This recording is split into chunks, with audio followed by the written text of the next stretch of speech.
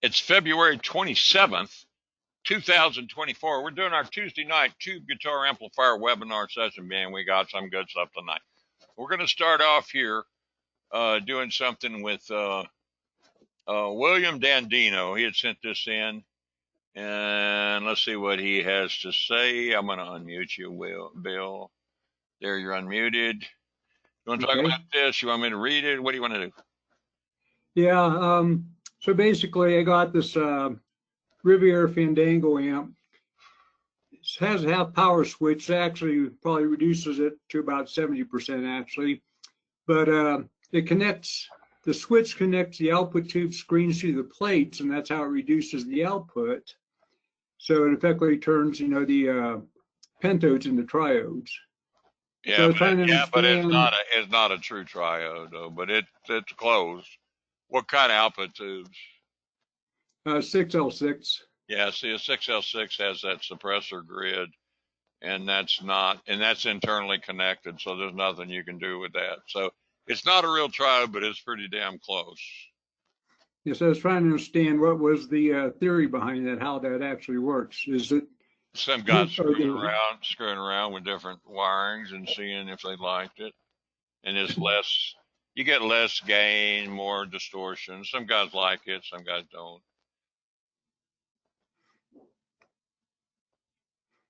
So I just realized that the screens were that important to, I guess, the output of the tube. Yeah, but it's not going to stop it. As far as the electrons, they're still going to be attracted to the screen, you know, because it's probably going to be at the same potential as the plate. If you're hooking them together, if you're doing the screen and the plate together, you know, they're still going to be attracted. Yeah, that's what the schematic shows, is that the screens don't have their own filter to them. The screens and the plates are at the same potential. Well, let's look at that. Let's look at that. You sent me a schematic, right? Is that what this is? Yeah, it should be. Here's a schematic, which is probably going to be extremely difficult to read since it's backwards. Okay, now what are we looking for? Down toward the bottom on the right side, you can see just south of the output tubes, there's the switch. Oh, right here? Right there, yeah. Yeah. And that, what does that do? That just takes the plate and does something to it, because look, here's the plate. It's going up this way. Boy, it's hard to see that wire there, isn't it? Yeah, and then that's going to the screen over here. And then what's going to the screen over here? Well, one thing, you got a screen resistor. That's a good thing. You should have a screen resistor on both of them. You don't want a lot of current going through that screen. That screen's real flimsy. You know, they make those screens out of real thin, not much mass screen grid, and it will burn up if it overheats. So I can see that they've got screen resistors on here. Yeah, okay. So what's your question? Do you have a question about this? Yeah, I just didn't realize that the screens had that much effect as to the output of the tubes, whether they were, you know, I know that they're used to accelerate the electrons from the cathode, but I didn't realize if you remove the screen that it would have that much of an effect on there. So I thought it was interesting. You know, here's the thing. You've got that amp there, right? Yep. So you can hear it both ways. It doesn't matter a lot about, you know, understanding, like, you know, well, you know, what is the screen doing to the plate, this and that. What's important is that you know the difference in the way it sounds. You want to know the difference between a triode connected 6L6 and the way it sounds, because when you're voicing an amp, that's what you're going for, is you're going for a particular sound.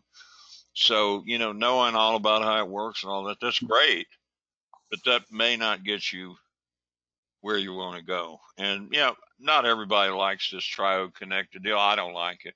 Some people do. If you like it, fine. If you don't like it, that's fine. But you need to know what it sounds like.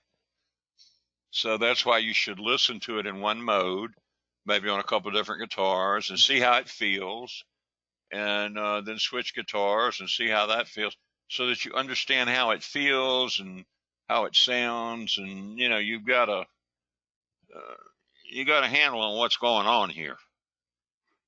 You know. Yeah, so my question, I guess, would be if you just used a pentode on a Class A amp, a single pentode, could you do the same thing to reduce the power? A single pentode, you're talking about wiring a triode connection, single-ended output? Yeah, yes. Yeah, of course you could do that. Of course you could do that. Matter of fact, one of the coolest circuits in the world is that Neumann microphone U47 that uses that V14 pentode, and they have it wired as a triode, and it sounds fabulous. That's like an industry standard. U47, that's what the Beatles use. I used to have one. That's a great sounding microphone, but it uses that VF14 tube, which is a pentode, and it's wired as and it's a true pentode. And when they wire it as a true triode, because the suppressor grid is separate, so they can wire it all together. You got your suppressor grid, your screen grid, and your plate. You wire those all together, it's like a big old triode, really. Okay, that's interesting. Yep. That's all I had though. Well, that's cool. Anybody got any comments they want to make on this? Maybe some of you have made triode connected amps before. If you've ever made a triode connected amp before, raise your hand, please. I know there's a couple of you that have done it. You told me you did. Come on, raise your hand. Don't be shy. Okay. Well, I see Carl's not on here, and I know he done one. Carl Small. He never misses either. Carl burned his hand real bad. He was cooking, and he hurt his hand on some grease, and he even had to go to the hospital and everything. He's out now, but Chris Cavaluzzi, talk to me, Big Chris. I never built one to be a triode amp, but I have built it where it was switchable, where I could switch it from pentode to triode. Yeah. Yeah. I think it was a Mesa. You used a screen resistor, right? Right. Yeah, to suppress that screen current, because you don't want to burn the screen up in the process. Yeah. Right. Yeah. So how did it sound? It sounded good. I mean, I get it. I mean, the triode definitely does have a different sound to it, especially with very, very bright output tubes like EL34s or very high output 6L6s. It definitely tames it. It gives it a different kind of warmer tone to it. Yeah. It's because my favorite tube is a 6V6, or an EL84 if I'm into the British sound. Those are great. Those are my two favorites. Yeah, they just sound good. You got to get a good one though. Yep. And I think that the triode on a higher output tube, the triode connection, makes it sound more like those tubes do. Richer, warmer, creamier sound. Huh. Cool. Well, I've only made one amp model that used a triode, and it actually used two twin triodes. That's that Solo 7, and I love that amp. Yeah, we used two 12 B87s, which is basically a big 12 AT7. A 12 AT7 will do 2.5 watts per plate. The 12 BH7 is the big brother. It'll do 3.5. So it's a little bit more powerful than a 12 AT. And we ran two of those, and each one was put in parallel. So you could get, if you had all of it on and everything, you could get 14 watts out of the damn thing. And it was plenty loud enough to gig with. And everybody loved that amp. They loved it. My sound man, when I brought that thing to the gig, they had been bitching about me playing too loud for a long time, especially the horn players. I brought that to a gig. Everybody flipped. The sound man flipped. He said, that's the only amp he said, I've been doing this for 20 years. That's the only amp I didn't have to ever EQ. And the singers, they flipped. They said, man, we can hear ourselves singing now. And I sat up behind the horn players. So the horn players were praising me. Everybody thought I was good that night. Because they love the sound of the amp and they love the volume. And you got to admit, man, that's a fucking great sounding amp. I witnessed it live when I was at Amp Camp many moons ago. I was building the New Jersey, Yeah. and I don't know if you just came out with that Solo 7 at that time, but it might Yeah, have it been, was new. It was new. and you demonstrated it, and I couldn't believe it. I fell in love with it. It was unbelievable. And I heard all of these other amps side by side, including the one I was building. And I like the New Jersey, but that one, man, oh man, it was. I couldn't believe it when I looked at the tube arrangement, and you were getting all that tone out of there. Hardly nothing. Yeah. And you know what? Yep. That amp has got the best layout. I mean, if you look at the layout on that amp, it is just incredible. The way the signal flows and the power supply and everything. I don't think I could have done a better layout. And I spent a lot of time on that layout, thinking it and rethinking it. There's a lot of people on here that have Solo 7. I know Charlie Callan. Charlie, you got a Solo 7, don't you? Charlie Campbell, let me get you unmuted. Do you have a Solo 7, Charlie? Oh yeah, it was the first amp I ever built. Maybe Yeah. I'd been on the webinar for a year when I built that. Yeah, and I remember you drew a schematic. I didn't have a schematic.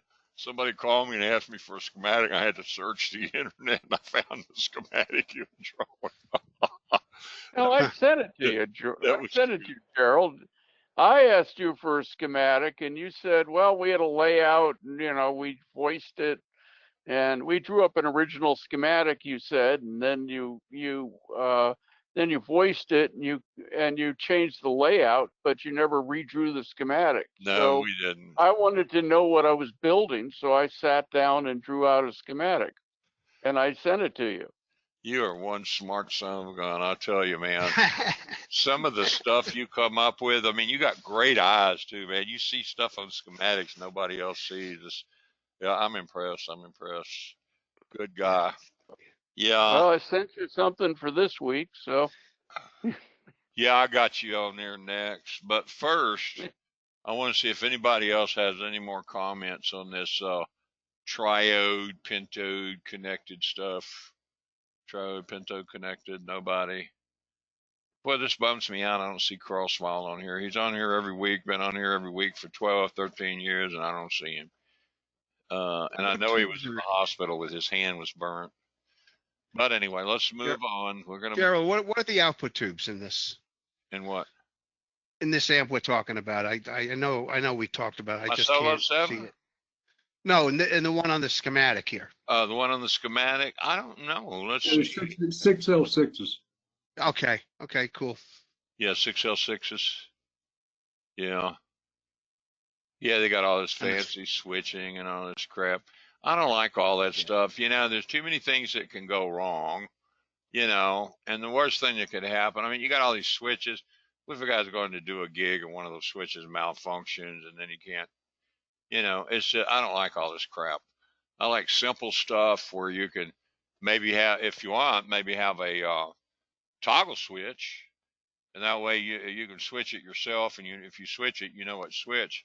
But some of this crap, man, you don't know if it's switched or not until you listen to it, and maybe then you can figure it out. Okay, this one here was sent in by our genius here, Charlie Campbell, that has eyes better than anyone. Do I remember correctly that when wiring the Phillips on power tubes, one should be careful to wire the same pins on both tubes, pin 2 to pin 2, 7 to 7, so that any filament noise humbug in the output transformer, or do I have that backwards? I'm trying to reduce 60 cycle hum in an old Music Master bass amp. That's a cool amp, that Music Master Fender. Is that the one that's got the transformer for the phase inverter? that's right. It uses a 6AQ6 or a 6AQ7. Yeah. Yeah. Terry Ubry had one of those. That's actually a very good sounding amp. It is. Okay. This one just has some hum in it, and this is one of those lessons you taught a long time ago. I tend to get things backwards, so I sent this to you just to refresh my memory. Well, here's the deal. Pin 2 goes to pin 2, pin 7 goes to pin 7. Why is that? They're hooked to opposite ends of the transformer. So any noise induced in one or hum or anything like that, you're going to get the same hum induced in the other side. But since it's coming in from the bottom of the transformer instead of from the top, it'll reverse phase and phase cancel any hum. So 2 to 2, 7 to 7. If you do it the other way, you're going to increase hum. You don't want to increase hum. Now, some other things you can do to get rid of hum. Well, I mean, shorten grid wires, shield stuff, shield wires coming from the grid, shield wires coming from the volume control. You might have to even build a little cage around the input jacks. I've seen that done. That, if you have you could do it out of, some thin aluminum or something, and then just either rivet it or screw it in there and make sure it's grounded. But I've seen that do wonders for stopping hum because it provides shielding around the input jacks. But does anybody? Well, I've got something I'm going to do before that. None of the filament wires are twisted in this amp. Uh-oh. So I'm going to take them out and twist them together and see what that does. They just need to be real close together. It doesn't matter if they're twisted or not. What matters is that they're real close to each other so that they have a lot of capacitance between each other. Yeah. Now, twisting it usually helps, but if you were using some kind of wire that was like a lamp cord wire or something where it was already real close together, you wouldn't need to twist it. It would do just fine. Yeah. And, But I had actually sent you something else, Gerald. well, That, I'm going down the list. okay. Going down the list. There's all kind of crap in here, man. Does Well, I sent it anybody else? before this one, so if I'm Well, not on the list again. I started at the top. I'm working my way down.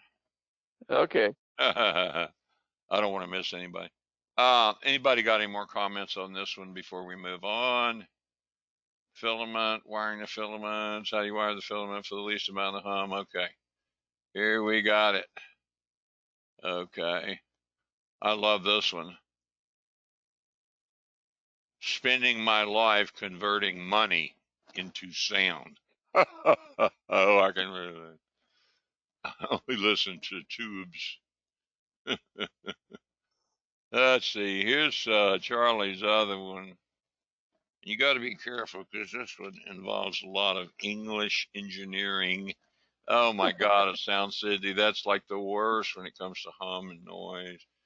Well, I'll tell you a story. If you, in fact, you have about 10 minutes to buy this thing off of eBay if you're interested. But someone put up a Sound City 120, which is a 6 EL34 output tube amp. I've worked on many of them. And it's this one that they've got up there is someone modded it to hell. I'll tell you how modded it is. They have switches on there for input voltage selection and a switch for output impedance. Those have been replaced with output tube sockets for putting additional output tubes in this thing. Oh, boy, that's what's It's got an extra transformer installed in it, but I'm not sure what that does since things seem to be disconnected underneath. Anyway, I wouldn't go. It's up to $480 now. Back when it was $10, I was interested in it. But in any case, I took a look at the schematic, and it has probably one of the most unique tone stacks I've ever seen. And just show the schematic, and you can see it. I will. I was reading this other stuff. They have a cap bypassing the tail resistor. That's stupid. Yeah, this is somebody, and British engineering is an oxymoron anyway. And this right here is a shade tree tech trying to screw around with this because it doesn't look right to me. I'm trying to get this thing to move. Well, no, that's the official schematic I sent you. I know, I got it right here, but I'm talking about the stuff that you said that they modded. Yes. Oh, that was crazy. I don't know why this thing won't change. I can't. It was almost interesting to try to figure out, what did this guy have in mind? Yeah, what the hell was he thinking? Yeah. I can't get this thing to go to the other screen. I don't know why it won't move. Maybe I ought to close it and start over. Let's see. It won't go? I don't know. Let's try it again.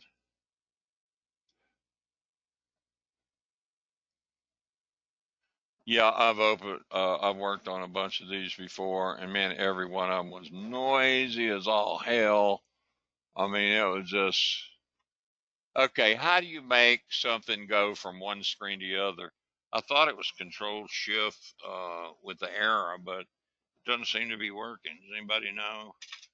Raise your hand. Some on some machines you can just click on the thing and drag it to the other screen. I know, but I tried that already. It's not doing it. Okay. It acts like it wants to do it, but then when it gets the other screen, Oh, there it is. no, It goes just away. appeared for a second. It Yeah. appears for a second, then it goes away. I don't know how to get this thing on that other screen. What do you have it on your computer, Charlie? I can bring it up. Bring it up. I'll make you the presenter. That way we can see it, because it's not going to work on my computer. I can't get it to It's go going to to take me a minute. Let's see here. Take your time. Take your time. Take your time, brother. Okay, here we go. All right, I've got it up if you want to make me the presenter. Oh, that's what we'll do. Let's get you up here. Attendees, boom.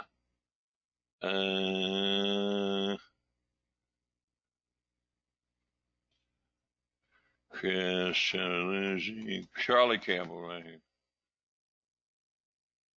Make presenter. Boom. You are now the presenter, my man. Okay, are you now seeing the schematic? I will in a second. It takes a second or two for this thing to go through. I got to verify it and shit, but it's done. Should be through Screen. now. Yeah, it's over to Charlie now. Yeah. Please, when ready, show my screen. Not ready. Okay, then I don't know how you say yes. There we go. I guess that worked. That's it. Okay. Well, there we go. What I really wanted to point out here, if I expand it up here, this is an active tone stack. And by the way, you can look at it, and I'm sure the engineer sat around and say, is there some way we can stick another capacitor in there somewhere?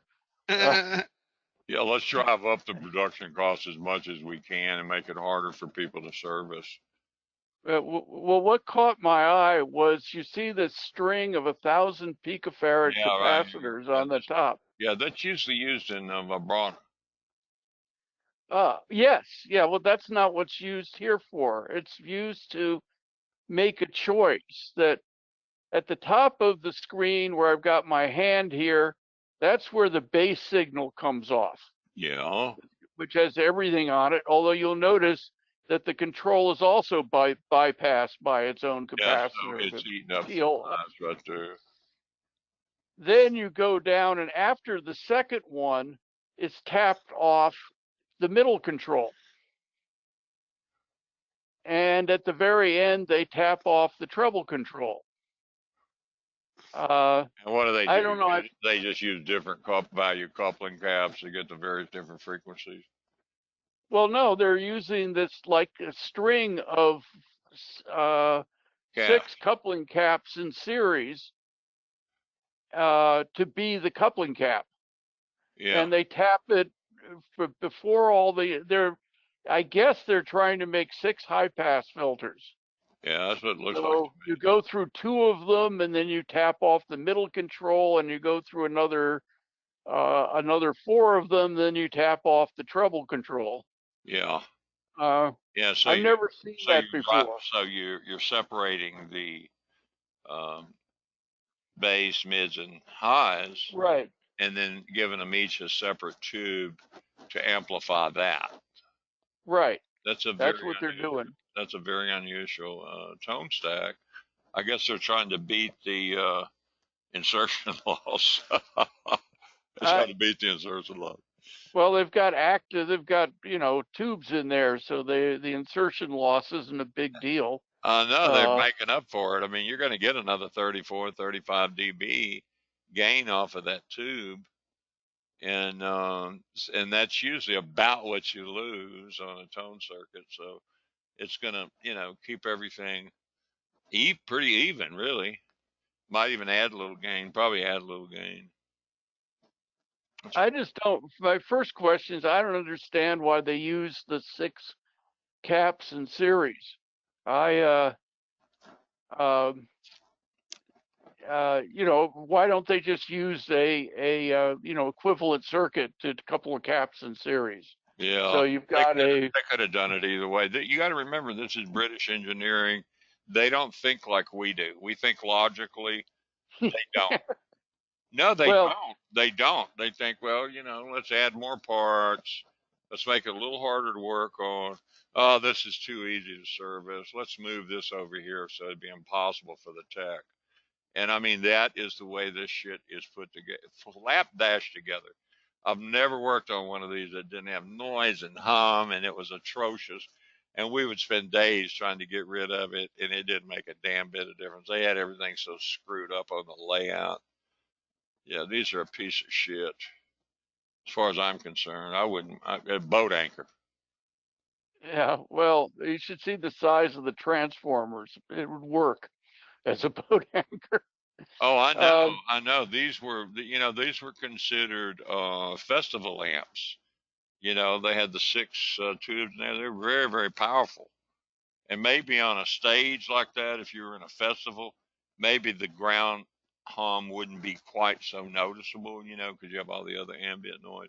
But these things are a piece of shit, man. They're boat anchors, as far as I'm concerned. I would never buy one. You give me one, I wouldn't take it. well, and they also have well, anyway, to go back to the caps and series, that would make sense if you were trying to figure out how, you know, how to voice the caps for the various stages. You know, you play around with tapping out the first one, then tapping to the second one, and you know, till you find a sound you like.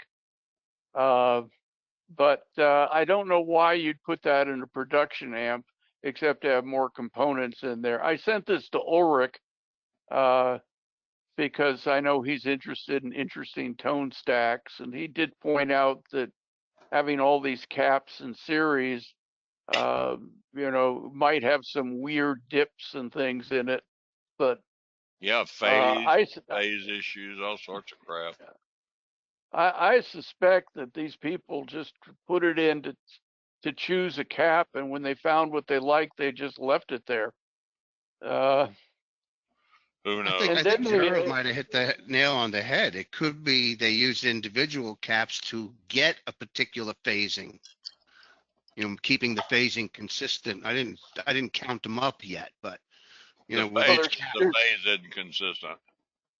there's 6 caps, so Yeah, so some of them are the going through caps and resistors that other ones aren't. So the phase is going to be different.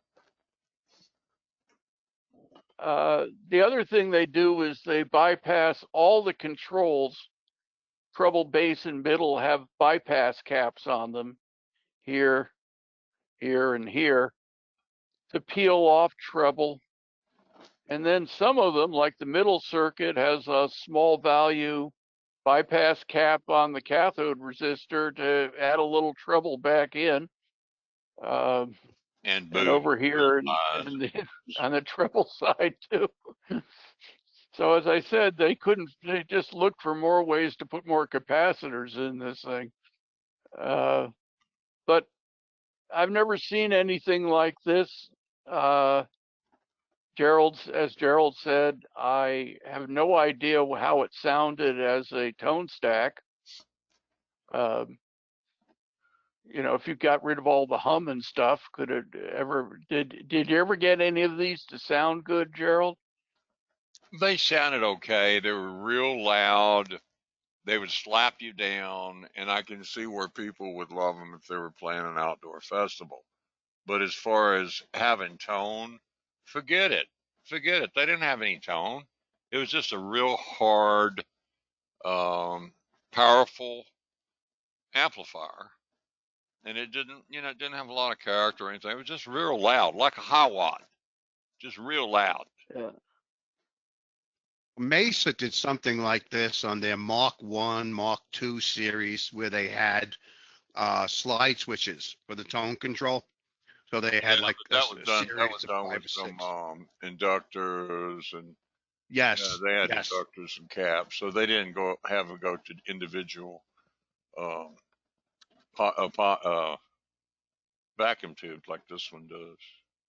Yeah. You Yeah. know? I mean, it's different in the fact that of course, each slide switch was for a different tone range. So the Yeah, first one was 250 but it was similar in the sense that it had all these components, including, resistor, inductor, and cap for each switch. yeah, yeah. And this one doesn't use any inductors. This is just using Right. caps. Simple roll off kit. But anyway, okay, we're gonna. Any more questions about this?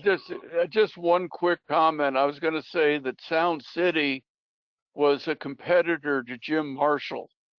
It Oh was an alternate. Remember, Marshall was a music store that decided to build cheap amps in the back. yeah, Sound City saw what Marshall was doing and tried to compete. They were another music store somewhere in London, and they tried to start building their own amps.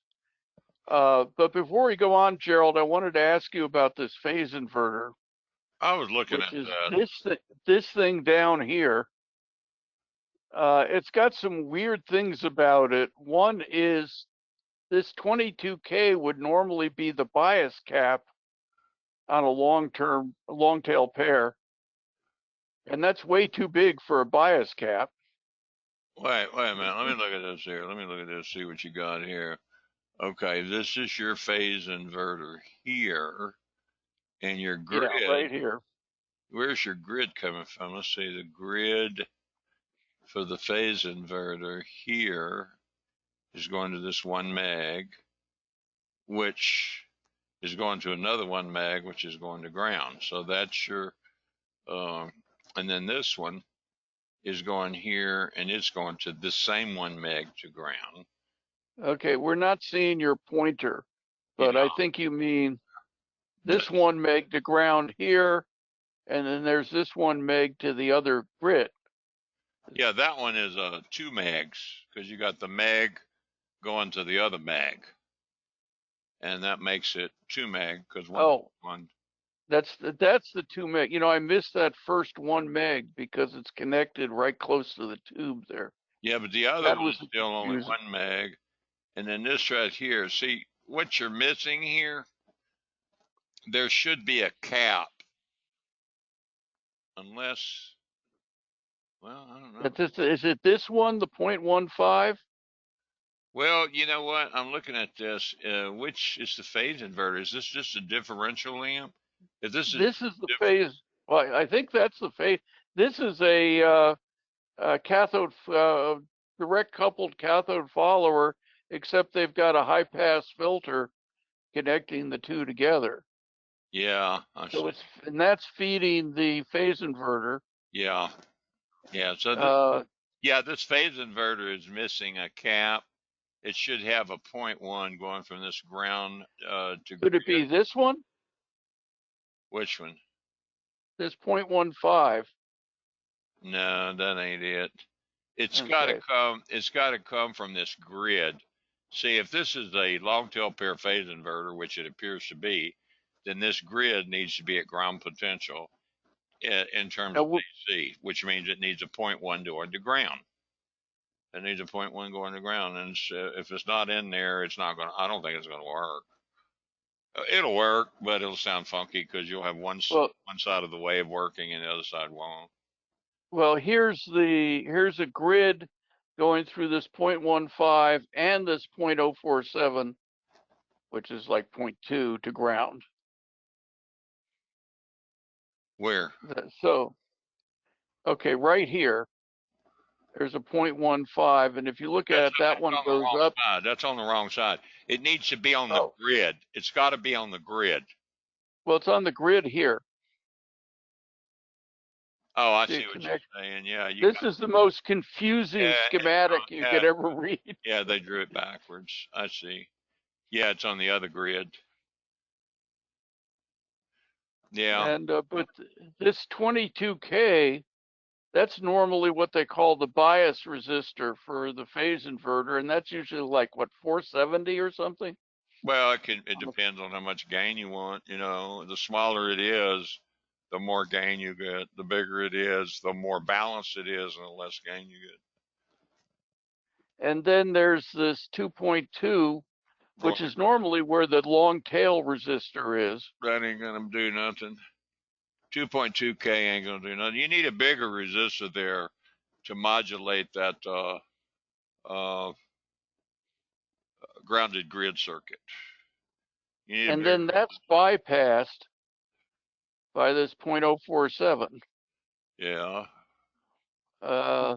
Now I'm wondering, is the 2.2K working as the bias resistor here? Yeah, it is. And the 22K is working as the long tail pair. It is. Yeah, okay. Well, that somewhat explains bypassing the 2.2K because they just want a constant voltage source going to the 22K Yeah, thing. but that 22K, it looks to me like the 22K shouldn't be bypassed. It shouldn't be bypassed because that's going to the cathode.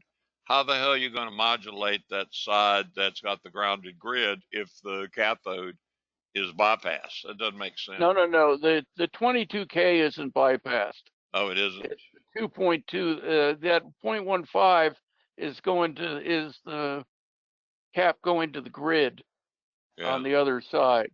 So I guess that's the way to think about it, that this segment here is the bias and this segment and this 22K is then the long tail pair. They just reverse the standard order of the resistors, Yeah. which was another one of my questions. Is that okay? And I guess yes. Yeah, they just got it drawn different. But I tell you what, I'm not a fan of these amps. Man, I wasted so many hours on these trying to make them quiet. They are just an engineering nightmare. I'll put it this way: whoever engineered that amp should have their ass whipped. Well, I just checked It on ended. eBay, and the auction ended at $470. So See, those are partridge transformers on there. Those are good transformers. maybe that makes it worth it. You see this Well, gray one here? I forgot that you've got my screen, but this gray one is not original. yeah, Somebody added that. yeah. You know what you do is you get rid of that, and you get rid of those old filter caps, and you got the inside, and you make your own circuit because it's got a nice chassis. It's got good transformers. You couldn't buy those transformers and a chassis for $700. Oh, one for 670. Sorry, it just updated on 670. me here. Yeah, but I mean, look at those transformers. Those are partridge transformers made by Altec. Man, that's Yeah. damn good transformers. I think they use those in high wash and they use them in other amps. It's a very good transformer. So, that'd be a But you really can good one to buy just to gut and make your own circuit with here's what I found weird. Here's the input voltage circuit. You see they've got a nice power tube socket in the middle of it. Yeah, to plug in. it. I don't know what you were going to plug in there, but Well, probably the AC cord. Oh, yeah. what a nightmare. Look at No, no, no. I know it isn't. It seems to be wired. If you look on the back, they've got lots of pictures of the wiring. Here's an example. Uh, and you can see it seems to be wired as a power tube socket. Here's what I was noticing. Here's where the power transformer leads come in, and Uh-huh. you'll see they're all taped off right here. The, That yellow one was probably a filament in case you wanted to use a rectifier tube. Or in this case, you would need multiple rectifier tubes to hold down the current. I have no idea what the guy was thinking, but anyway, this was fun. And then there are all these, you can see there are a bunch of extra pots in here for tuning something. Oh yeah, that's important. You got to get that, those extra pods. Yeah. Tune stuff. One of Oh, the well. bias spots. Yeah. Like I said, it'd be a good thing if you could buy that and gut it, make you something good out of it. Yeah. It's got, Anyway. it's got the bones. It's got the bones. You got a nice chassis, nice parts for transformers, man. Those are nice. Yeah. All right. Anyway, that's what I have to say. So. Well, thank you for submitting this. This is very interesting. It's not your normal everyday amplifier. How many output tubes on this thing? 6. It's 6. EL34s, it looks like, if I'm reading right. that right. Yeah. Wow. And then the guy added 2 more. Holy moly. I can't get this damn thing to quit. I hit it and it wants to end the webinar. I don't want to do that. Let's see. Let's go ahead and do Brian Thomas' thing here. He had sent this in, and I think it was a expansion on that amp that he was building at Blues Junior. Okay, do you want to talk about this, Brian? I need to make you the presenter, don't I? Let's try that. Let's see. Well, maybe are you back as presenter, or do I have to make you presenter again? Right now you're the presenter. Yeah, it says now viewing Charlie Campbell's screen. There we go. All right. Charlie. This should go. I've just made you presenter again, Gerald. Okay. Okay. Well, I'm going to pass the thing over to Brian because he's got a lot of stuff here to say. Okay, Brian, go ahead, man. Talk to me, brother.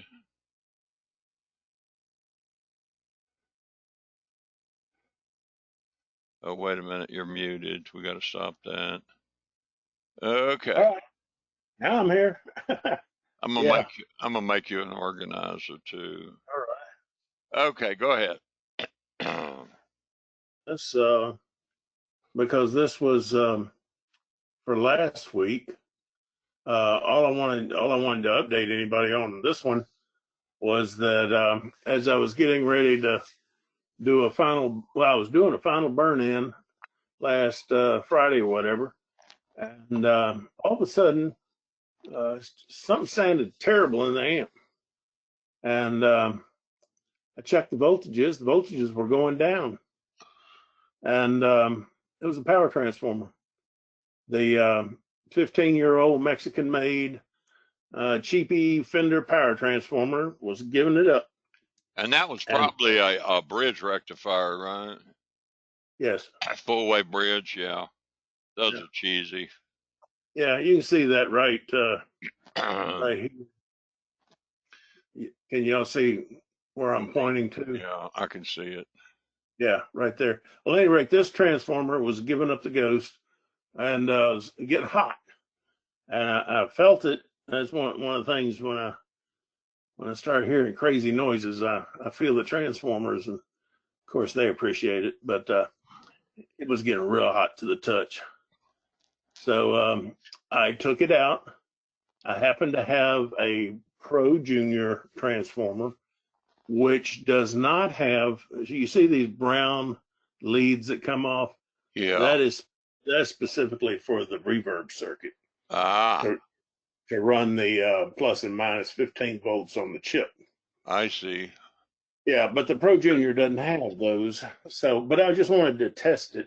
And so I clipped in the Pro Junior transformer, and sounded great again. Voltages where they ought to be. Tone was good.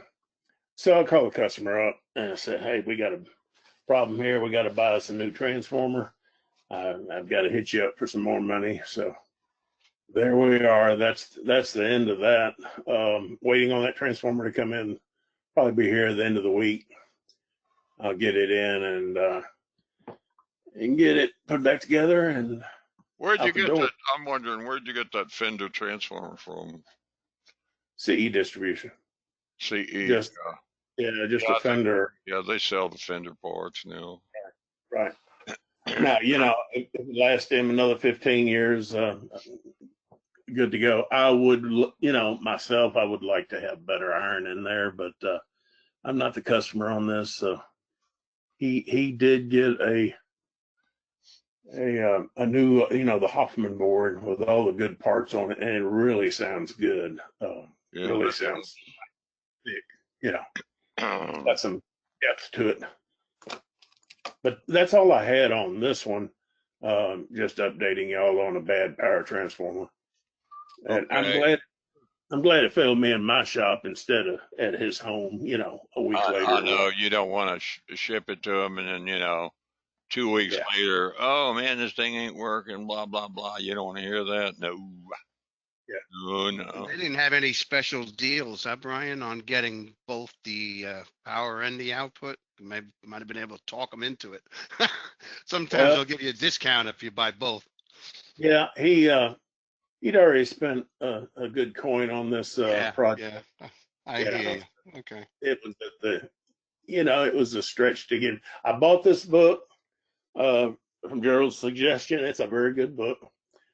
I just got it in a few days ago, and a lot of good stuff in it. Of course, we all, as evidence of being on this webinar team, we are interested in our education, and this is good material, as Gerald said. So Look at there. Price was $2.25. yeah, I wonder it's what else it says out there that's funny. Let's see. What's the date of this? That's what I want. 1955. 1955. You Wow. know, this book, not this one. The one I had was the 1962 version, but it had basically the same information. This is what got me started. I was out and about, and I went in this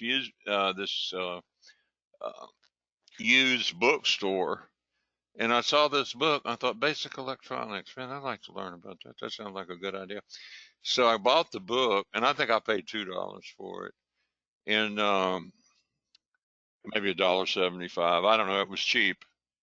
And I brought it home and started reading it. Man, I got really interested. And see, this book is designed to take some 18-year-old whippersnapper that doesn't know shit.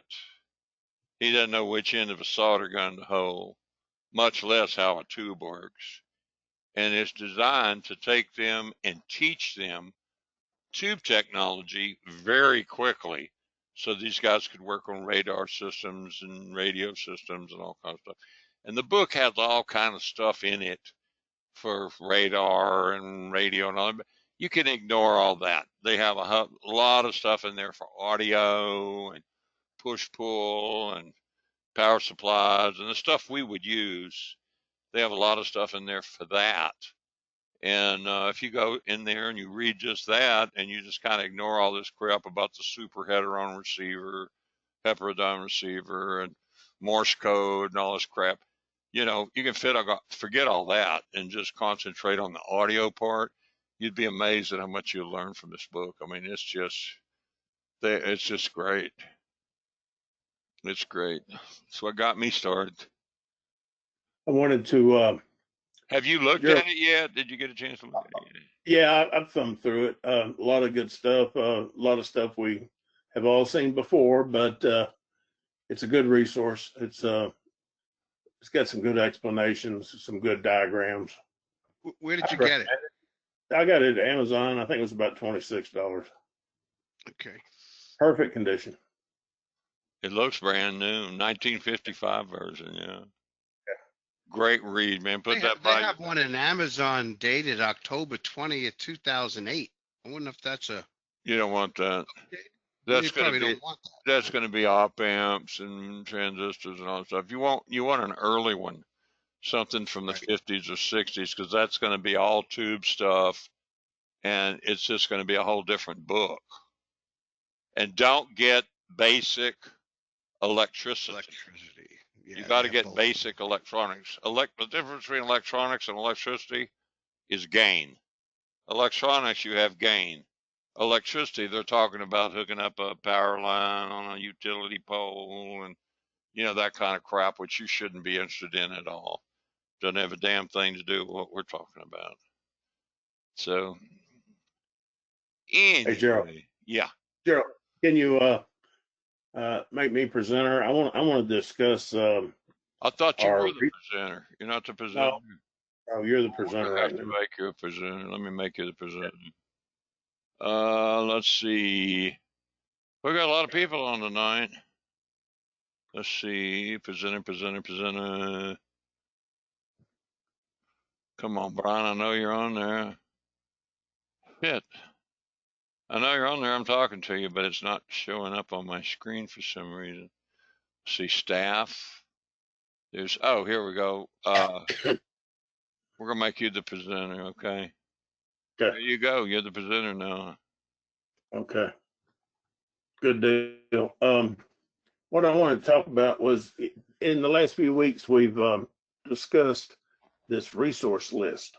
And a lot of you have sent me your okay to be on a resource list and given me your email address and your phone number in most cases. And I'm just wondering if anybody has yet, other than myself, called on anybody on this list for Help. advice or consultation or whatever. And if you have, raise your hand.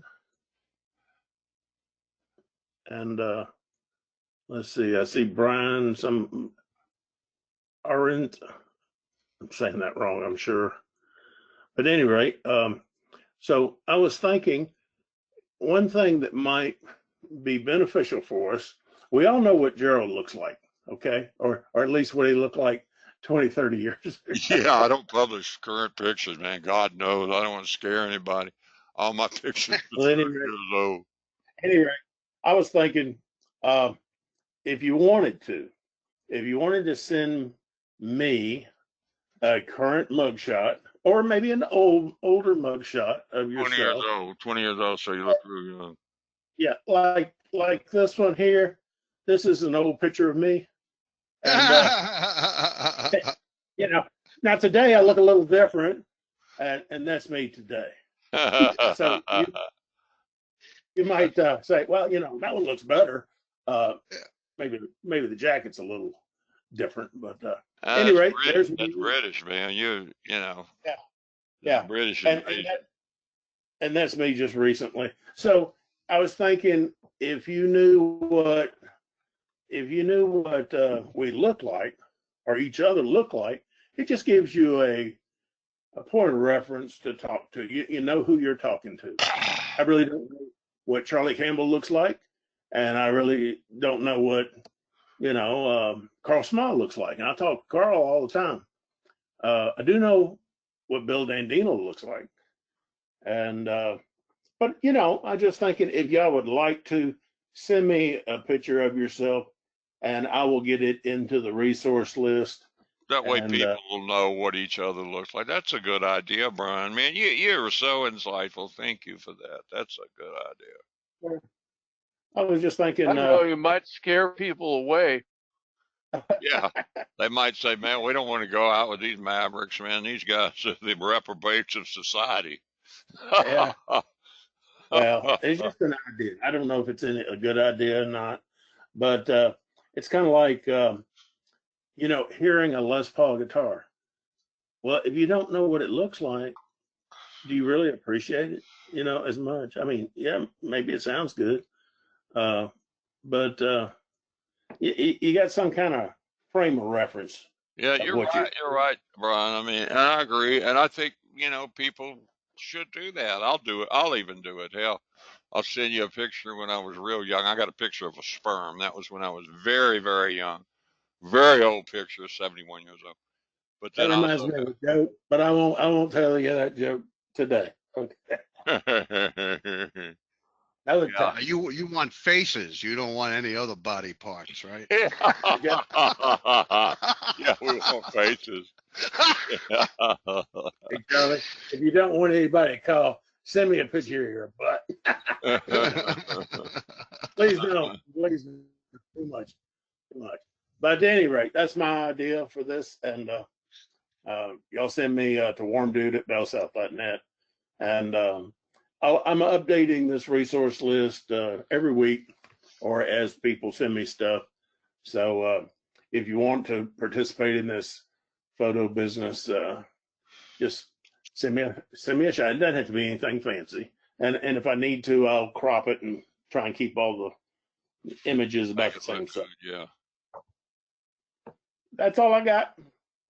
Well, cool beans, brother. Cool beans. Man, I got a lot of stuff left in the webinar queue, but all of these things are going to take a long time.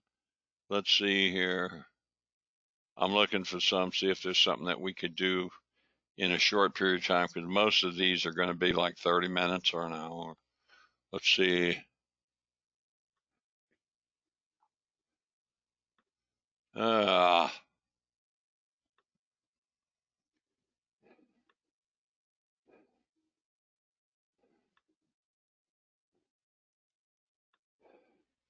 Okay, this is pretty good. I was wasting time on YouTube and came across this video discussing low voltage tube circuits from a guy who apparently teaches guitar electronics courses in Georgia. So we're talking about those. Remember those tube screamers we were talking about? They use like 12 volts or something for the filament and the plate. We were talking about that a few weeks ago. He says, I haven't played around with it yet, but since we discussed low voltage tube circuits, it seems somewhat relevant. The bottom two links are two websites that calculate values for you. Well, how about that? You got websites here that calculate values. This is a standard triode circuit here, but you notice it doesn't use very high voltage. You got 36 millivolts on the cathode. You got less than 11 volts on the plate. Yeah. And here are the info pages. See if this is going to work. And we're almost out of time, but if you want me to send this to you, I'll be glad to. Just send me an email. Let me know you want it. But this shows you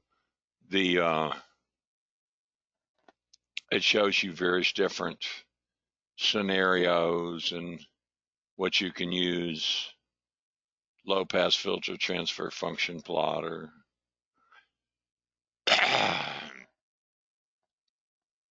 Anyway, this is all good stuff. Sound comparison of the EL34L, EL34 and the KT77. That E34L is my favorite. That's one of my favorite tubes. Actually, it is my favorite tube. Let's see. I don't see myself on this. There's another link. If you're interested in this, send me a request and I'll send it to you after the webinar is over. Okay, let's see what else we got. Oh, by the way, I wanted to thank the people who purchased those resistors for me, and I still have about 70 some odd of each left if anybody's interested, and I hope they worked out for those who did buy them. They look What are really they? the Dale the Dale 5K and 1.3K. Oh yeah, those are great. Yeah, I mean, Start using them, Chris. oh, good. Yeah. Yeah. I love the extra long leads on them too. Yeah. That's very convenient. Yeah. Now, Gerald, I just got an email from Brian Arendt. I guess he's a member. I Yeah, don't know he's a why member. he sent it to me, but he sent me a link to an electronic copy of the 1955 copy of the Naval Book. I Oh, it's Yeah, I assume was, everyone got it. I was kind of going through the list, but no, on the Internet Archive, they have both the 55 and the 62 version of the NAVPERS manual. So, but it, free. Yeah, either one of those would be great. It's going to be all tubes. And yeah, the main thing is you're going to learn about power supplies, you're going to learn about preamps, and you're going to learn about output stages. And basically, you add all that to a speaker and you got a guitar amp. And matter of fact, we're going to talk about that next week because a lot of people are very unclear about the signal going through a guitar amp. They think the signal gets amplified as it goes to the amp, and it doesn't. The signal never goes anywhere. It goes through one resistor. There's one resistor the signal goes through. That's it. It doesn't go through anything else. It doesn't go through a capacitor, a resistor, anything. What It's the one. happens? Huh? It's the one closest to the input jack. Well, it goes through the input jack, and then from there it goes through the 1 meg resistor going to ground. Yeah.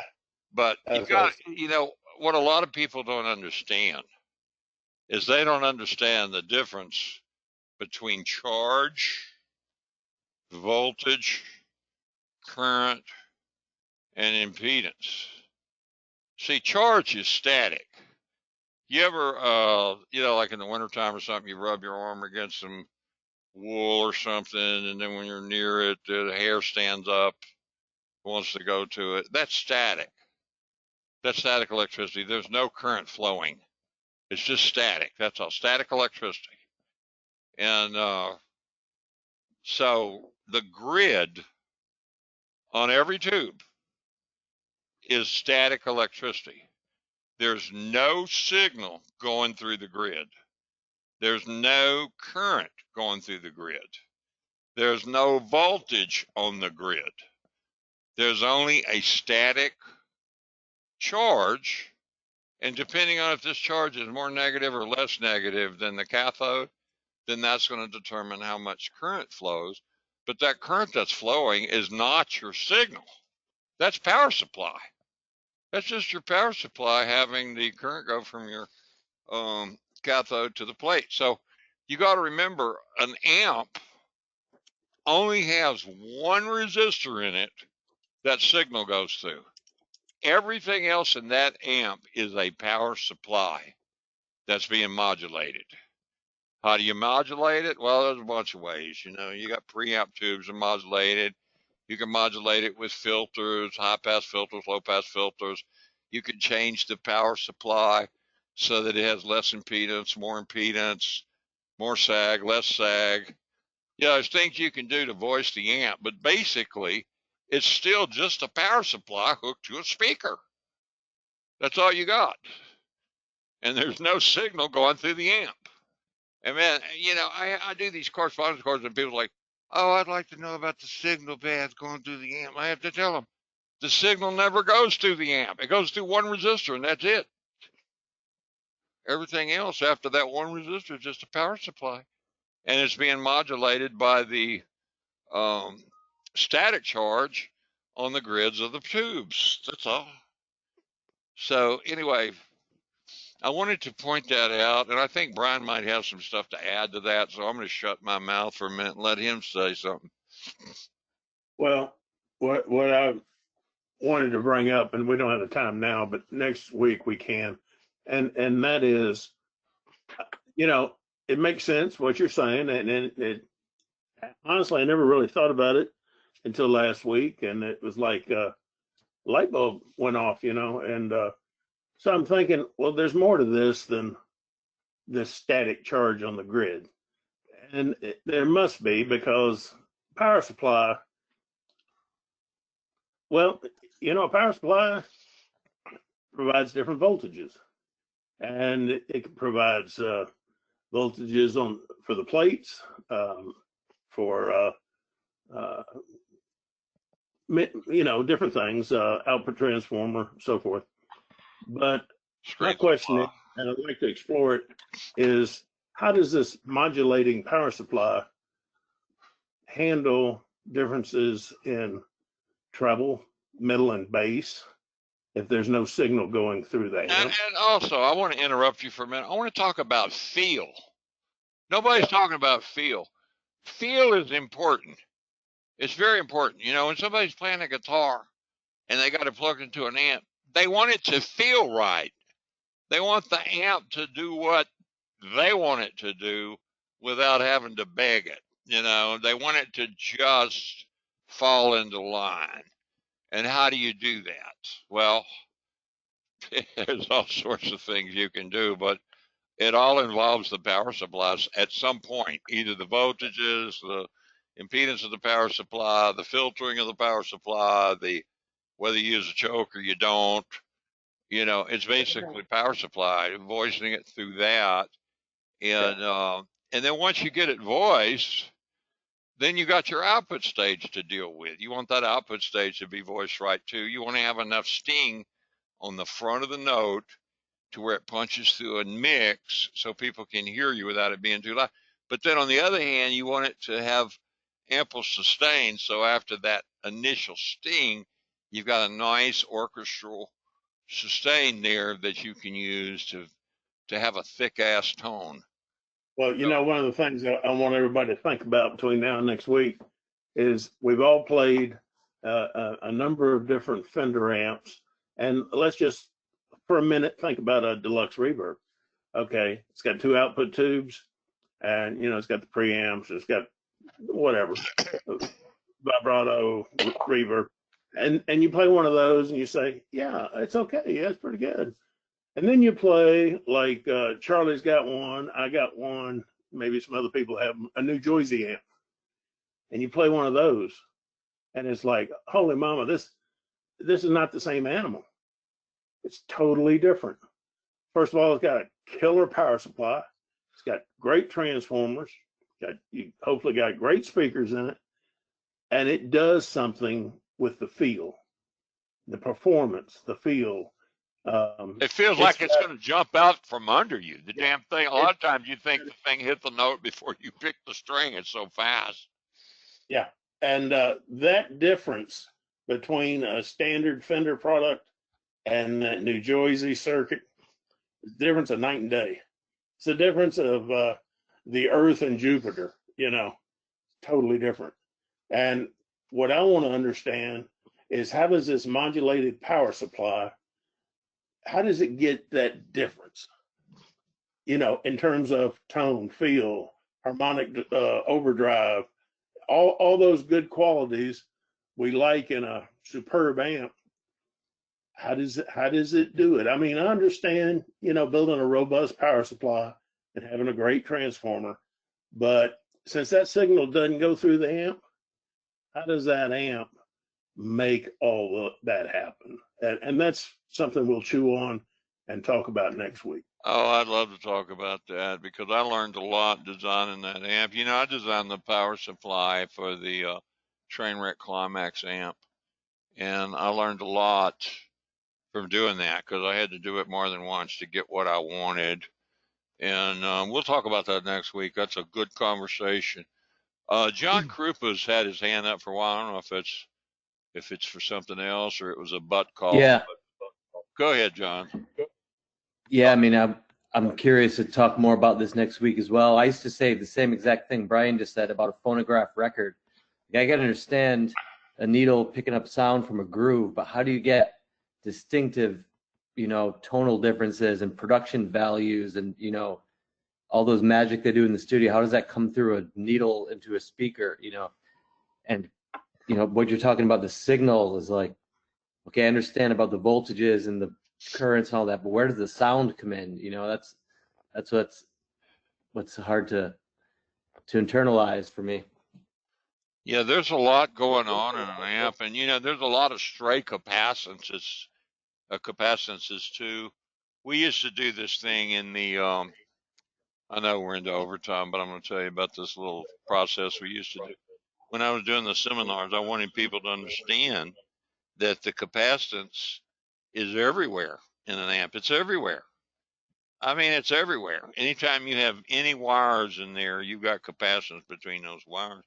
And so what I would do is I would take a capacitance meter and I would set the capacitance to 0, and I'd hold it up and show everybody that it was 0.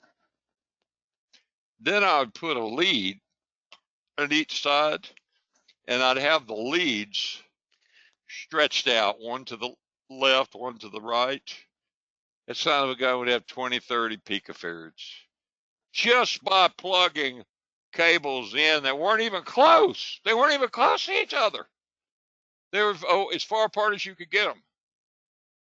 And then you could take the leads and I'd put them together. And man, the capacitance would go way up, like maybe 100, 150 picofarad. Then I could twist them together and they go up to 250. Then I could fold them in half and go up to 500. And then I could take the ones that were folded in half, twist that some more. I could get 0.1 microfarads out of 2 wires that are not connected and they were close to each other. And that's why layout's so important. You don't want to have a bunch of stray capacitance going on all over the place. It'd be like taking a bunch of capacitors. It'd be like British engineering, where you take a bunch of capacitors and you connect everything to everything else. And that's what you end up doing when you have a bunch of wires that are laced up. And it looks pretty. It looks pretty. It looks pretty. You get a bunch of wires and they're all laced up. It's military style. It's like, oh boy, that looks pretty. Only thing is there's so damn much capacitance between each wire. It's like taking a 250 picofarad capacitor and connect it from each wire to each other wire, and that's not good. So anyway, that's my take on that. I think Do you want to talk about this, Roland, or no, I don't think we have time. It's already 8:13, and I don't want to shortchange the conversation on this. I want to be able to talk about it and spend as much time as we need to talk. We'll do this next week, and we're also going to expand on the fact that the power supply is just, it's just modulating the signal, and it has nothing to do. The signal's never going through the amp. That's the main thing I want everybody to get. There is no signal going through the amp. There is no current going through the tube. There is no current in the grid. There's no current anywhere. All you've got is static charge on that grid. That's all you got. And when that static gets negative and electrons try to come up, that negative static charge repels them. It repels them because it's negative, and likes repel. And then if the static charge, if the signal tries to come up and the grid's not all that negative, it doesn't repel them as much, and therefore you have more signal. And all this crap is happening at the speed of light. So, you're getting the full deal. Anyway, we'll expand on that next week. If you got other stuff to send in, please send it in. I love you guys. Thank y'all for participating. We had a great one tonight, and I hope we do another great one next time too, just like this one. God bless everybody and their families. See y'all next week. Gerald? Thank you. Ciao, ciao, baby.